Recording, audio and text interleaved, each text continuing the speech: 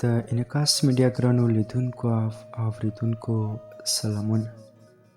هیله لرم روغ او د ژوند پر ټولو چارو به برلاسي یاست. یو ځل بیا هم ستاسې په درانه حضور کې د مورې ته مې زړه کې د ناول له 14مې برخې سره حاضر شوم. تمه ده چې دغه برخه به هم راسره تر پایه واورئ.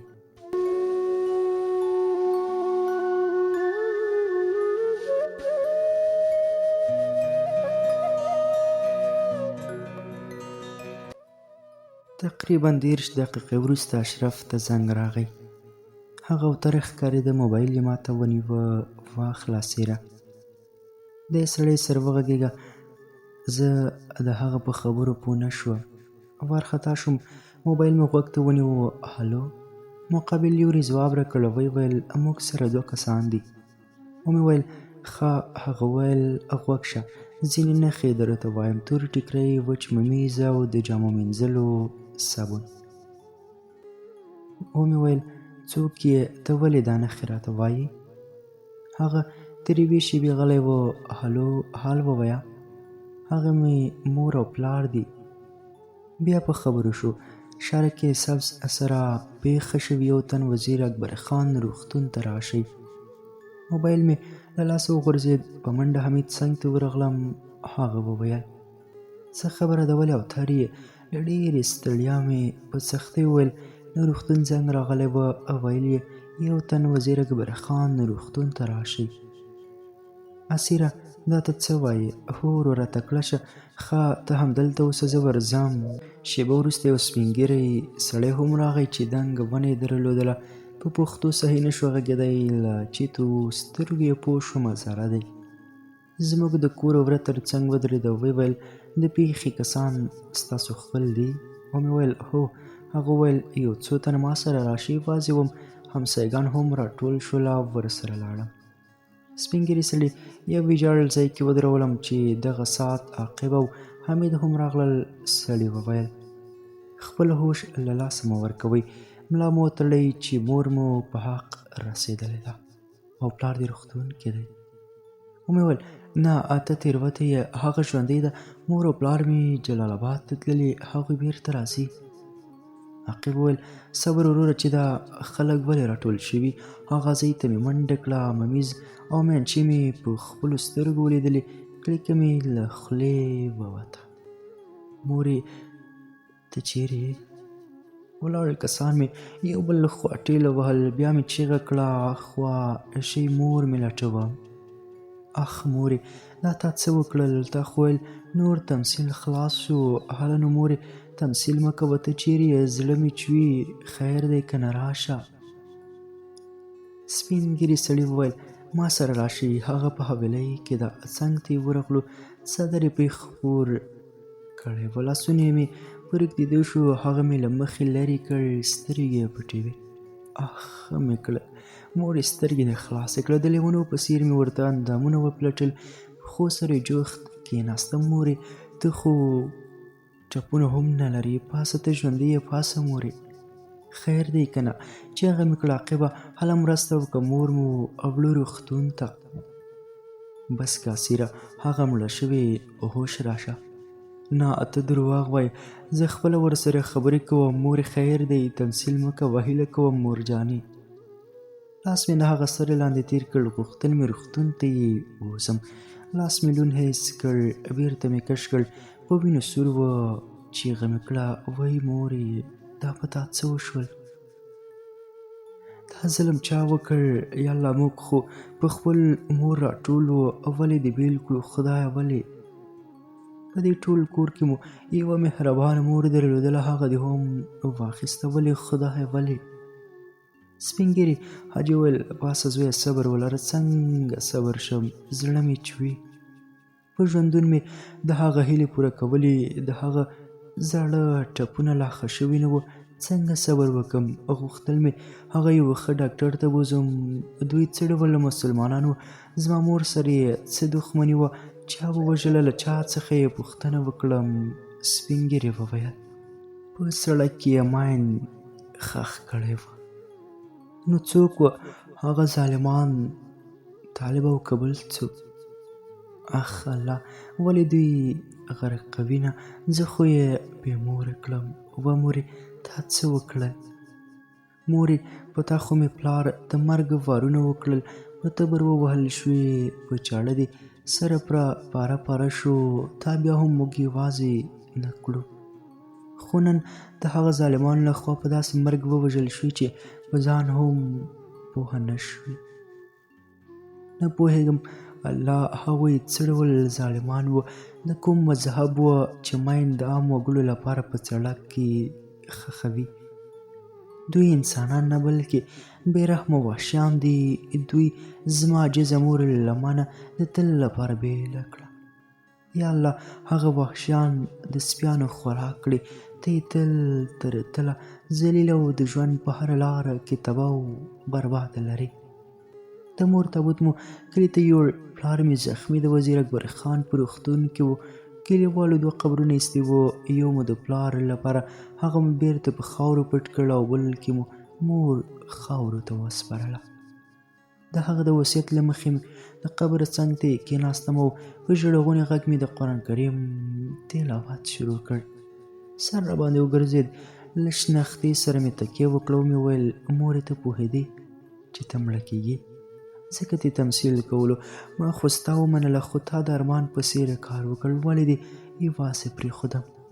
ولې مورې؟ ولې حمید راغی؟ ویې ویل وروره راځه، مور مو خبرې نه کوي، راشه چې فاتحې ته خلک راځي. له هغه سره لاړم. مازدیګره قضا وه، د ماښام تیاره خوره شوه، ټول سره ناستو، د خیرات بندوبست مو کاوه. ناوخته وه. له هغوی مې اجازه واخیسته او د کوټې په یو کونج کې اوږد وغځېدم. سهار وختي مو د فاتحې ځای جوړ کړ. بله ورځ خیرات شو، په درېیمه بیرته کابل ته لاړو. د پېښې ځای ته څو واره لاړم، د هغه ځای خاورو حس کوله، تر څو د مور خوشبويي پکې پیدا کړم. خو بې حاله کېدم به او په چیغو به مې ویل خیر دی مورې، دې نړۍ ته یو ځل بیا راشه. خو هغه به نه راتله او ناهیله به کور ته ستنېدم. په 6مه ورځ هغه ځای ته بیا ورغلم. په خاورو کې مې لاسونه ګرځول، اخر مې هم لاس ته د هغې د غوږ ګوشکي راغله. چیغه مې کړه مورې. د ډېرو وهلو له کبله یې غوږونه هم کاڼه شوي وو، حوصله مې کمه شوې وه. ومې ویل مورې دا ځل یوازې کور ته نه ځم، ته به راځې، ستا بېلتون نه شم زغملی. دا ژړا څنګه وه چې زه یې بېهوشه کړم. مازدیګر و چې یوې بوډۍ ښځې پاڅولم، سترګې مې د هغې په لور خلاصې کړې، له ویرې مې چیغه کړه. هغه وویل چوپ، ولې چیغې وهې؟ وبخښه ترور، دلته څه کوې زویه؟ مور مې یادېده، هغې پسې راغلی وم. په مور دې څه شوي؟ خفه شوې ده رڼا؟ نه خدای دې نه کړي. 6 ورځې مخکې دلته چاودنه شوې وه، په هغه پېښه کې مې مور هم ژوند له لاسه ورکړ. اخ زویه، هغه دې مور وه؟ هو مور مې وه. اوی خدایه، خیر دی زویه، زړه مه خفه کوه، ستا د مور په څېر یم. ستا مور هره شپه په سپینو جامو کې مونږ کره راځي او د کور په یو کونج کې ناسته وي. زما یوه لور چې ډېره وېرېده، هغې خپل پلار ته وویل دلته په سپینو جامو کې ښځه راځي، خو هغه باور نه کوه. په 2مه شپه موږ ټولو ولیده. نو ګوره زویه، ته دعاګانې ورته کوه، ځکه هغه یوه بختوره ښځه وه، نور یې هېره کړه. سمه ده، خو آیا امکان لري چې زه تاسو کره درشم؟ غواړم یو ځل مې مور وګورم. هو راځه زویه، حاجي صاحب هم په کور کې دی. ورسره لاړم. د ماښامه ځانونه شروع وه چې هغوی کره ورسېدو. په تمه وم چې مور به مې ووینم. تیاره شوه، سپینه رڼا بصیر پړک رڼا کېدله. په زړه کې مې دربا شروع شوه. ورغږ مې کړل راشه مورې راشه. په ژړا شوم راشه کنه مور جانې. حاجي صاحب له سینې سره جوخت کړم او خپل اتاق ته یې بوتلم. د ژمي موسم و، هوا ډېره سړه وه. ویل یې دا شړۍ په ځانه واچوه. شړۍ مې له ځانه تاو کړه او د مور کلمه مې په خوله کې جاري وه، مورې. اخر ویده شوم. ناڅاپه مې مخې ته راغله او ویل زویه ته ولې ژاړې؟ خپل ژوند او خور ته دې پام وکړه، په دې څه کېږي چې راځې او دلته ما پسې ژاړې؟ ولې ته که داسې کوې نو زما هیلې به څوک پوره کوي؟ ته ما هېره کړه او په هیلو مې ژوندی وساته. اوس ورشه په زهرا پام کوه، هغه دې چاته پرېښي. ومې ویل زهرا هغه چېرته ده او ته چېرته وې؟ ته خبرې ما څه تېرېږي؟ زه تل تا سره یم او په تمه یم چې ته به زما هیلې پوره کوې. هله زویه پاڅه خپل کور ته لاړ شه. مورې خپل کور کې خو یم، ته هم دلته یې، نو بل کور مو چېرته دی؟ لاړ شه هغه کور ته په کوم کې چې ستا وړه خور ده. وړه خور مې؟ مورې هغه چېرته ده؟ زه به یې درته وښیم. هله پاڅه، هله نو. له غټې ګوتې یې کش کړم. له خوبه بیدار شوم، سترګې مې خلاصې کړې. سهار و، نه مې مور و او نه هم خور. پام مې سپین ږیري سړي ته شو چې په لمانځه ولاړ و. لوټه مې واخیسته، اودس مې وکړ او لمونځ مې ادا کړ. هغه ته مې د اجازې وویل، ټینګار یې وکړ او ویل سهارنۍ وکړه بیا ولاړ شه. ومې ویل نه زه ځم. مور مې ویل چې خور دې واضح ده، ته خبر یې. ټوله شپه مې له مور سره خبرې کړي، ډېر څه یې راته وویل. له خوب نه خوب همغې پورته کړم. اجازه راکړه زه درنه ځم، د الله په امان. ښه سمه ده چې ځې، په مخه دې ښه شه. کور ته چې ورسېدم خور مې ویده وه، لاس مې پرې کش کړ او ومې ویل خورکۍ پاڅه چې سهار دی. سترګې یې خلاصې کړې. سم له واره یې وپوښتل لالا بیګا چېرته وې؟ اخ خورکۍ د مور څنګ ته تللی وم خو هغه بېرته تا ته راولېږلم. خورې حمید او عقیب چېرته دي؟ عقیب روغتون ته تللی او حمید لالا غوسه ښکارېده، بهر ووت. هغه په حقه دی. خپلو کې مو سره خبرې کولې چې یوه ښځه راغله. خور او ورور له ځایه پورته شو، ستړي موشي مې وکړه.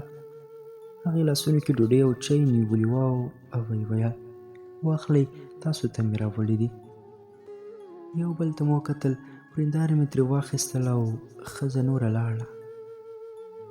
ویې ویل دننه راځئ چای مو وڅښئ. تقریبا 10 بجې وې. عقیب مې پلار له روغتونه نه راوړ. ژامه یې کږه وه، تر څو اونیو پورې نه شوی غږېدی. وروسته له ډېرې مودې ورو ورو په خبرو راغی. لومړۍ پوښتنه یې دا وه مور مو چېرته ده؟ د څه وخت نه په تمه یم خو هغه هېڅ زما پوښتنه ونه کړه. عقیب وویل مور مو جلال آباد ته تللې، هغه ناروغه او نه خبره ده. انشاءالله ښه پرېدو سره به په خپله راځي. په دوهمه ورځ بیا سودایي و. ستاسو مور له ما نه خفه ښکاري. په سترګو کې اوښکې ډنډ شوې. ومې ویل هو پلارجانه تا یوازې پرېښې وه، شاید خفه به وي. ته ارام وکړه، زه ورځم چې عقیب سره په کار کې مرسته وکړم. بیرون ووتم. ترونه مو له حمید نه پیسې غوښتې. یو وویل زما 10,000 مصرف شوي، بل یې هم 14,000 غوښتلې. حمید وویل دا د څه شي پیسې دي؟ یو وویل تاسې چې پاکستان کې وئ نو د ارمان فاتحې ته به میلمانه راتلل، د هغوی لپاره چای بوره او نور شیانو ته اړتیا وه، هغه مې راوړي. ویل ما هم ټکه پوکه سودا راوړې ده. حمید له ټیکهدار نه پور واخیست او دوی ته یې خپلې پیسې ورکړې. په دغه شیبه کې مې پلار راغی. ویل دوی د څه شي پیسې اخلي او دغه خلک کله کله صورت او دعاوې هم کوي. یو څوک خو راته ووایي چې څه خبره ده. حمید وویل د ارمان په فاتحه او د مور په مړینې کې ستا ورونو مصرف کړی و، هغوی خپلې پیسې واخیستې.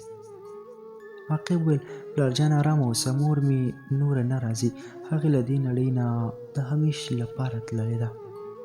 مور مو ستړې شوې وه، هغه په اوږد خوب ویده شوه. د هغې ټپونو ډېر درد درلود، اوس به آرام کوي. ټولو سرونه ښکته کړل. که څه هم پلار مې عصبي و خو د مړینې په خبر یې قهقه وژړل. د ده ټپونه ښه و، اعصاب یې نور هم خراب شوي وو.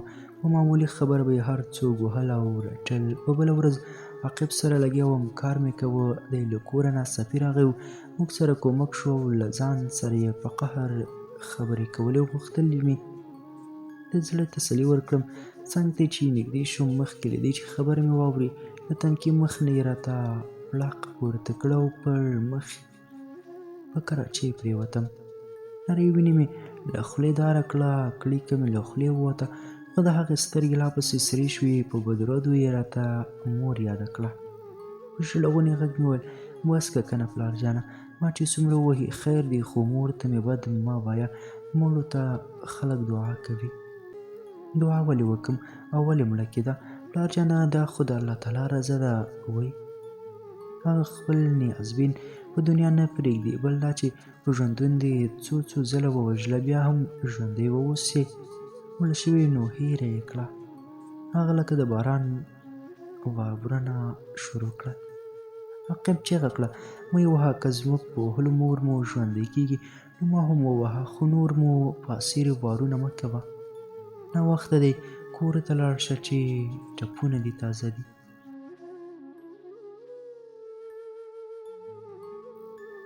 ګرانو اورېدونکو، دا به د مورې ته مې زړه کېده ناول 14مه برخه. تر بیا راتلونکې برخې تاسې په پاک مهربان رب سپارم.